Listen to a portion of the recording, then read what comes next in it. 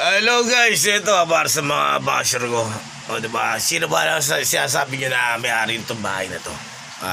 Landlord namin. O bakit binili nyo ba to? Mga basher ko makukulit to eh. Diba, sino nila may-ari sa mga nagbabahay ng bahay, may-ari pa rin eh, sa mismo may-ari. O diba? Kalokohan nito. Hindi ko alam kung ano yung bahay na inaano nyo eh.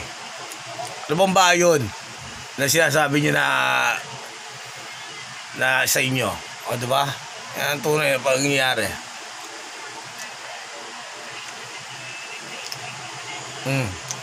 Wala akong panahon sa mga ganyang bagay. Pag sa inyo, yan ang tunay. Huwag yung mga angkay na hindi sa inyo. O diba? Oh, tama ba ako mali? Tililingat.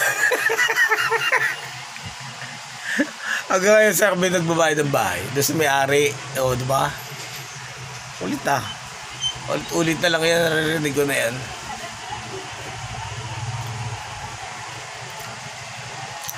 Parang ano ba, gusto mo ba tumira dito? Patitirahin kita rito. O diba?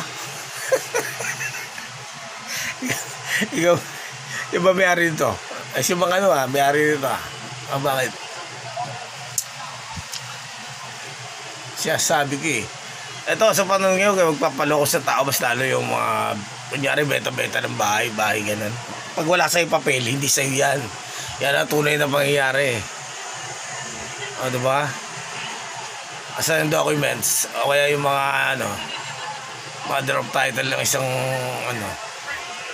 establishment. O diba? Yan ang tunay.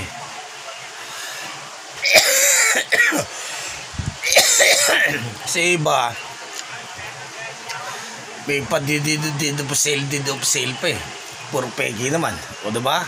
Alimitan ganyan, madali magpagawa ng deed of sale. Panotaryo mo lang yun. Kuya, kasunduan na binenta sa'yo. Kunyari, kuno, madaling gumawa nun. Kunyari, binenta, ganyan. Madali. Sa totoo lang. Siya na yung bagong owner. O diba? O diba? Talonggis.